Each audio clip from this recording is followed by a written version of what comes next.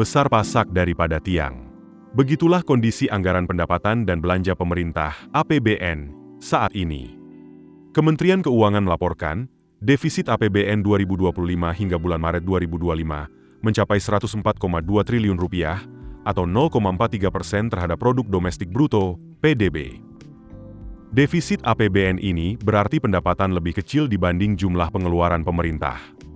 Menteri Keuangan Sri Mulyani Indrawati melaporkan, pendapatan negara yang berhasil dikumpulkan selama 3 bulan pertama 2025 mencapai Rp516,1 triliun atau 17,2% dari target.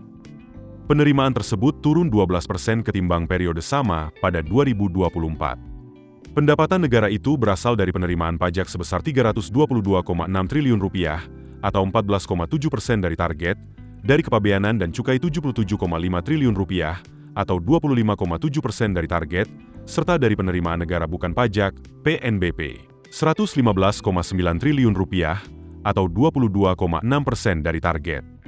Namun, dari sisi belanja, jumlahnya jauh lebih besar pendapatan yang terkumpul. Pemerintah mengeluarkan belanja sampai 31 Maret 2025 sebesar Rp620,3 triliun atau 17,1% dari pagu anggaran pendapatan dan belanja negara (APBN) 2025. Rinciannya belanja pemerintah pusat Rp413,2 triliun dan transfer ke daerah Rp207,1 triliun. Sehingga menyebabkan defisit APBN 2025 hingga Maret 2025 sebesar Rp104,2 triliun. Menteri Keuangan Sri Mulyani Indrawati meminta masyarakat maupun pasar tidak panik dalam melihat angka defisit anggaran hingga Maret 2025. Menkeu menilai hal tersebut masih positif dan masih sesuai dengan target dalam APBN 2025. Adapun target keseimbangan primer sebesar Rp63,3 triliun dan defisit sebesar Rp616,2 triliun.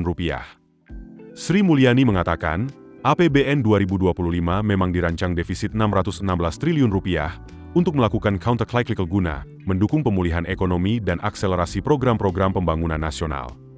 Adapun surplus keseimbangan primer hingga Maret 2025 tercatat sebesar Rp17,5 triliun atau 27,7% terhadap target.